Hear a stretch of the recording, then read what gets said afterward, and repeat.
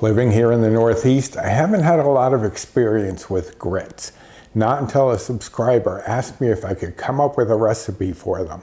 So I did just that. And if you're looking for a side dish that might be a little new to you, I've got the perfect solution for you here. This is my recipe for cheesy grits, or as some call them, cheese grits. But whatever you call them, these are delicious. So if you'd like to see how these are done, stick around because it's coming up next.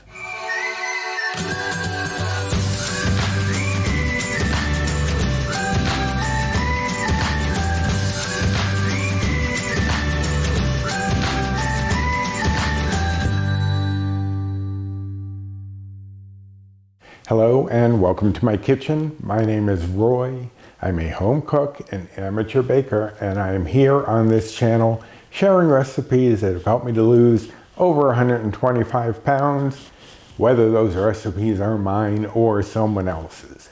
Now today is one of mine, but it came as a request. I did a live with Dee from Dish with Dee on her channel, and I got a few requests. I sometimes get requests for recipes or things to do with a certain ingredient, and Diane on that live asked about grits. But I'd never made grits before. I had had them once when I was visiting my aunt down in Georgia, and I liked them enough, but I'd never thought to make them on my own until Diane asked if I had a recipe for them. And that's when I started looking into recipes for grits, in particular cheese grits, or cheesy grits as I'm calling them. Now, grits are made from corn. They're made from a specific corn called dent corn, which is the same corn that cornmeal is made from, but cornmeal is processed in a way that makes it better for baking, and that's the main difference, is the way that they're ground. Now polenta, which is very similar, is a typically northern Italian dish,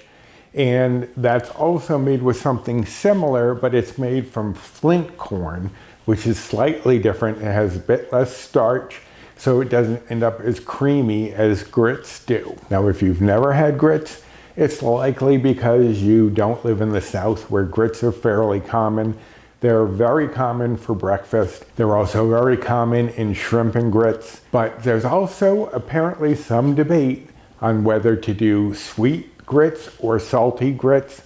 And I did see a few for sweet ones that I'm tempted to try, but I wanted a cheesy version first. Now I'm surprised I'd never had grits before, not because I live in the South.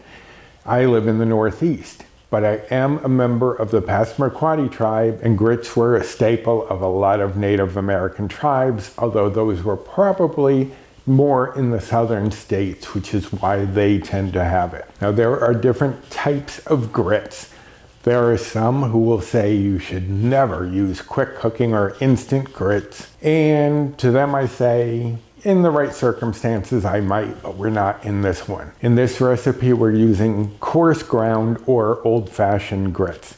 There's also something that you may have heard of called hominy grits, and that is where the corn is soaked in a lime or lye solution so that the hull will soften and is then removed, and then that's ground down. There's also heirloom grits, which are usually different colors like blue corn, or there's even a red burgundy colored one. But we're just using good old-fashioned grits. So let's go over the ingredients. I have here 2.5 cups of water that has a bouillon in it. I'm using the Better Than Bouillon reduced sodium. You could use chicken stock if you want, or you could just use plain water. You don't have to have the broth, but it will add a little flavor to it that it wouldn't have with water. Here I have 2/3 cup of grits, and as I said, we're using the old-fashioned grits. This is the one I'm using. I'm sure you can find others, but here in the Northeast, you're more likely to find this one, or I believe Bob's Bread Mill has a version as well. But you want the old-fashioned or stone ground grits. Here I have 2/3 cup of reduced fat cheddar cheese. Now, I would have used fat-free cheddar cheese, but it is getting harder and harder to find the fat-free cheddar. So I'm going with reduced fat. If you can find the fat-free cheddar, it will reduce this by 2 bites or blue points. I'm on the Healthy Better Balanced plan, which is equivalent to the old WW Blue plan, which is around where their current plan is. So those are the bites and points that I'll be giving, and if you can find fat-free cheddar cheese, you can reduce the bites and points in this recipe by 2. If you can't find any of the fat-free cheese or even the reduced fat, what you can use is some of these Laughing Cow wedges. I'm sure you've seen them before. They come in little foil wrapped wedges. You could use 6 of those in place and still get the same bites or points that I'm going to be getting, but the flavor will be slightly milder. Not bad at all, but if you want a stronger cheese flavor, you want to go with the shredded cheddar. Here I have 2 tablespoons of light butter. A lot of these recipes have a lot of butter in them. I reduced it down to 2 tablespoons and I am using light butter. Here I have a half teaspoon of salt, a half teaspoon of black pepper, and a half teaspoon of garlic powder. Just to add a little flavor. You can play around with the amounts of those if you like. With any of my recipes, you can play around with things. I did have someone say recently that my cranberry mustard chicken that I'd made last week, that they were going to reduce the sugar a little bit because they really like the cranberries to be more tart. That is fine. Once I give out these recipes, play around with them and get them to where you like them. You don't have to be rigidly sticking to what I say. If you prefer a different herb, different spice, different whatever, replace it. This is your weight loss journey. You need to do things as you are going to like them so that you stick to the plan. Don't make it exactly like I make it if you don't like something or you want to change it up. And speaking of changing things up, I'm going to move a few things around and we'll get started. All right, so I put my broth into a saucepan, add in the salt and the light butter, and I have this set over medium-high heat. We're just going to bring this up to a boil, and I will whisk that butter in a little bit just to help it melt down. So let me get this boiling. Okay, so my broth is boiling, so now we're going to sprinkle in the grits as we're whisking. You want to slowly add this in so that you don't get a big clump of the grits in here. So just whisk and sprinkle that in as you are whisking. And it doesn't have to go too slowly. You can just get it in. You just don't want to dump it all in there at once. And I'm just going to whisk that, make sure I don't have any lumps. And now we are going to cover this, turn the heat down to low, and now we're going to cook it according to the manufacturer's directions, which is usually about 15 to 20 minutes for old-fashioned grits. Now, one thing I did want to mention is once you add the cheese in, this is going to thicken up a little bit. Now, I prefer my grits to be a little firmer, a little more set, but I know a lot of people, especially in the South, your grits are much looser. So however you prefer them, just remember that once you add the cheese in, it is going to thicken up a little bit more than it is in the pot. So just remember that. Also, I did want to mention that I sent an early copy of this to Diane. Just since I'd never really had grits, I wanted to get the approval of someone who has and someone who requested it. And she and her husband really enjoyed it, so I knew that it was ready to share with the rest of you. So that is what I am doing. Now, give me about 15 minutes or so and we'll check this and we'll move on. All right, so it has been 15 minutes. I just took the lid off and I'm whisking. That is good to me. Now, it does tend to stick a little bit on the bottom of the pan.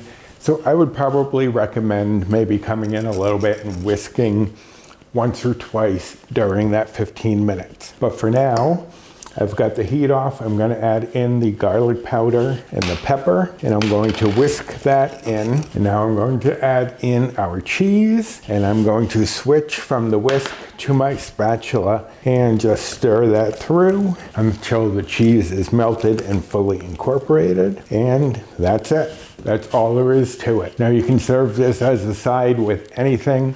You could, I'm not a fan of seafood, as many of you may know, but you could do shrimp and grits. But it's basically almost like cooking oatmeal or rice. So hopefully you won't be too intimidated to give it a try. And in case you've noticed, yes, I'm getting a little twitchy. For those of you who may be new here, I have neuropathy and myopathy, so sometimes I get spasms and cramps and all sorts of fun things. And they are flaring up a little bit right now. But the show must go on. Now this makes 4 servings, and you can serve it however you like. I'll sometimes serve it with chicken or a burger. Tonight I think I'm going to do burgers. Or you can do like the shrimp and grits if you are into seafood, which I am not, but if you are, that is fine as well. But each serving of this with the reduced fat cheese is going to be 5 Better Balanced Bites or Old Blue Points. Now, if you can find the fat-free cheese, then that is only going to be 3 Better Balanced Bites or Old Blue Points. So if you can find the fat-free cheese and you want to try to reduce those bites and points a little bit, you definitely can do that. Now, if you are following calories, the calories for 1/4 of this is 162. And if you are following macros, the fat is 5.3 grams. Saturated fat is 2.3 grams. Protein is 6.8 grams. Carbs are 22.3 grams. Fiber is 1.4 grams. And sugars are 0.3 grams for 1/4 of this cheesy grits. And you can also just make the grits without the cheese and maybe try it with breakfast and add a little maple syrup or what have you. Try a little sweetness. I haven't tried that yet, but I definitely want to. But I hope that you enjoyed this video and this recipe. And if you did, I'd appreciate the usual like, subscribe, comment, share, and hit that notification bell for the next time I upload any sort of video, such as this Sunday, the 21st. We do have a collab coming out for soups. So if you're in the mood for soup, and I know I am with this chilly weather we've been having lately, then you'll want to check that out. And if you want the recipe for this, I'll link directly to this recipe down in the description box.